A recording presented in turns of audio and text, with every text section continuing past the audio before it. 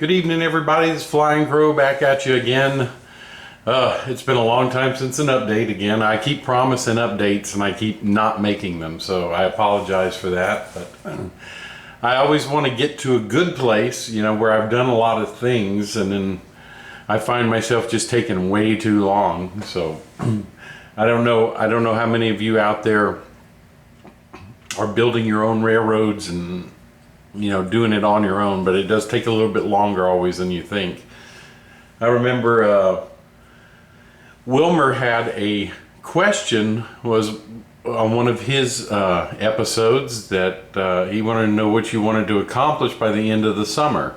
Well, one of the things I told him is I wanted to be able to say I had my first level done, scenery and everything. Well, that just didn't happen. So, in fact, it's probably about halfway done. So it's taken a lot longer than I thought. So I just wanted to show you what I've done so far. Right now, I have my camera focused in on a little scenery that I've done. You can see that's going up the hill to what will be Woodard-Walker Plywood Company.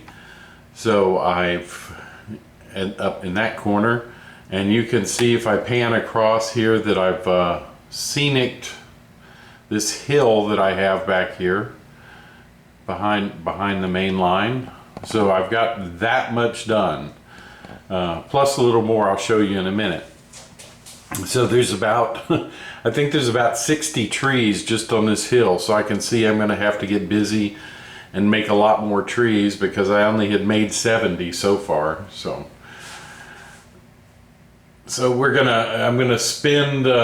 gonna probably spend some days outside maybe in the coming weeks because it's supposed to cool off, and make a bunch more trees. So anyway, that's the scenicking I've done over in this area. As you can see, I'm gonna pan around now, and if I don't trip over something, because I've got my camera on my tripod. So you can see I've scenicked here, and then of course the yard, which you saw in the last video. And then I'm going to move further over. I'm just going to move the camera into the other corner of the yard and show you what I've done over there so far. So this is, you saw this scenic on my last video. I did get all the bridges in place and the track in place there. So the other thing I wanted to show you is the road. This is going to be US Highway 80 that goes into Minden, Louisiana. So there is the road that I've made so far. Now just a little bit on how I did this. Of course, the crossings are wood crossings from I think Blair. I think that's who makes them. I don't remember for sure though. They come in various radii, so that was good because I've got about a 36-inch radius on that corner. So that's what I put down as far as the crossing. So the road, let me just back out here and give you a little bit on that.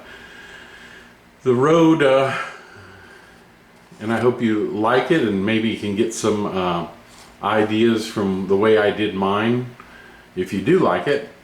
So what I did is, I'm going to back out here and turn my screen around. So I started out with this stuff. I got this at Home Depot. It's and I got it because it says it's flexible and it will never shrink or crack, and you can sand it and you can paint it. So of course with things like this you don't know for several years whether that's true or not, but I'm hoping it's true. So that's what I use to lay the surface down here. So that's the surface of my road is this stuff. Okay, so once I had that down, I kind of sanded it, you know, to make it a little bit smooth. But then I painted it. I'll back out here just a little bit more. Let me grab the stuff I painted it with. So I painted it with these cans of, put that one because that's the last one I did. So if you ever see this, I got these at Michael's. This is Krylon stone. This is the fine texture, and I wouldn't go any more than the fine texture in HO scale because they make a coarse texture. So I used all three colors. I used the pebble, I used the granite, and I used the charcoal. So what I did is the base coat I wanted it more gray than anything. Now if you go outside and take a look at roads, you're gonna find a myriad of colors. From tans to grays in road, depending on what the material is, cement, asphalt, gravel. So this is about the color I wanted. So I started with the granite, and then I sprayed over it lightly with the pebble and with the charcoal. So that's the two colors, the three colors that I used. Now I am by no means an artist, so I experiment because I just don't know. I have an idea in my head of what I want it to look like. So I experiment until I get it to look like what it's in my head. So, which my wife will tell you that's usually not much. So, so that's what I did, and then I gave it a final mist with this this anvil gray, and I'm going to use this anvil gray, and it's a chalky finish, and that just means it's ultra flat is all it means. I'm going to use this anvil gray for the base coat on any of my roads that are topped with tar. So I think that's a good color. So the roads down here tend to have a rough finish on them. And are more cement than anything else. So, and so many varying shades of cement out there. So this is kind of the color I was going for. Like I said, I used the granite first, and then misted on the pebble and the charcoal, and then misted on a little anvil gray over it. And I think what I did is then I used these weathering pens from Testors. This one's called Weathered Black. And so what I did is I went along the roadway here, and if you can see, I went along the roadway and I made the where tires usually run, I made those streaks along. First I just made a line with the weathering pen, and then I came back with a cloth and just scrubbed it in, is all I did. So once I did that, I also took this weathered gray along with a plain old Sharpie, and I made patches in the road, tar patches where you would fill in potholes and things like that. So those are the, see if I can get my camera focused in here really well. It has a tendency to wobble. I need to tighten up some screws, I think. So. So I made tar patches, and remember, tar patches are put down at different times too, so you want those to be you know, a little variance in color as well. Like I said, I'm not an artist by any stretch of the imagination, but when you're doing scenery, when you're doing things outside, the more colors you can get in there, the better. That's what it's all about, is using varying colors to get the effect you want. So I also used the weather black. I smeared it in to make oil stains and things like that. If you can see my oil stains at the crossing. So where cars would be sitting, waiting for the train to cross, that's where I put oil stains. All right, so what I did then is I kind of experimented on outside of here on striping, and there was only one thing that really looked to me like weathered stripes. Okay, and that was to use pencils. I got these at Hobby Lobby, if you can see. Oh, there we go. So I got 3 different colors. I got a yellow and kind of an orangish yellow. Okay, because let's see, the orange yellow one is called Spanish orange, and the yellow one is called yellow ochre.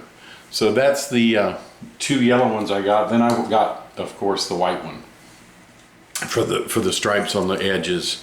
So this, what I did is I put tape down still to mask off my mask off the area that I wanted the stripes.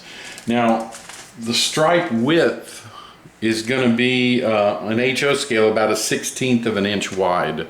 So stripes are between 5 and 6 inches depending on what truck they use to lay them down. So 1/16 is a good compromise. It's right between 5 and 6 inches scale. So the lane width is also going to be 1 5/8 inch. That's from the yellow stripe to the white one. So all I did was take a ruler, lay my masking tape down, and then between the stripes is usually about 3 to 4 inches. So it's not quite the width of the stripe. So what I did is I just laid the tape down in that manner using a ruler, and then I colored in between with the colored pencils. So I found that gave the best weathered looking stripe effect. But it also kept, because of the masking tape, of course, it also kept my stripes fairly square. So that's what I wanted to accomplish. And like I say, I went around with the weathered black paint pen, and then around with the Sharpie, and used put different tar patches on the road, so you can see that. So that's all in there. The other thing I did, I don't know if you can see the cracks in the road. I wanted the cracks there, but I of course wanted them subtle. In HO scale, they're going to be very subtle. But what I did is I took one of those, you can find them even in the grocery store. They're those fine micron pens. I think they're 0.25 or 0.05 the tip. I can't remember what the tip is. But it's a very fine ink pen. And I just went around and randomly drew cracks in the road. They can cross each other, they can go up, things like that. It just, when you're talking about cracks, there's all kinds of way cracks can form, so you don't have to, there's no set way to do it. Just go ahead and start drawing. So that's what I did to get my road laid down. Is using the of course, putting down the spackling first, and then painting it with spray cans, and then drawing in the patches, and also drawing the stripes with, as a masked off area. The only thing I need to do now is get my crossing signals. I'll have to save up to buy some good crossing signals to put there. And then I put on the side, I just put some gravel on the side, because a lot of roads, especially down here, have a gravel shoulder. So I'm going to put, of course, grass and things up to that point. I haven't done that yet, but that's my plan there. So hope you like the road, and if you have any questions on what I did, please feel free to ask me in the comments. So that is probably about all the update I've done on the layout. I've got the hill done over there. The hill on the opposite side of that track down there, I'm started on that. I've already got the foam carved out. And all the hill is carved foam, and then I just glue it down in place, and then scenic it. So, and my road, those are the two big things I've done. I know it doesn't sound like much. It doesn't sound like much to me anyway. I did have a mail call the other day. I took everything out, and so I just want to kind of show you what I got the other day. They're kind of hidden behind here, but if you can see as I pull by, those 3 hoppers from the Western Company. These are cement hoppers. The Western Company is going to be on my layout eventually, and what they did is they supplied oil field drilling equipment. So these are new ones, and they're made by Bowser. So Bowser's got a new line of 70-ton hoppers out. So I changed to the whisker couplers on there, and then I've still got some painting to do. Of course, I'm going to weather them and put the ACI labels on them. But so that's what I got in the mail the other day. All right, the next thing, the contest. So I said when I got up to 225 subscribers that I would have a contest. And so I'm not there yet. I think I have 186 or 189, something like that. So here's what the contest is for. These two Fox Valley hoppers.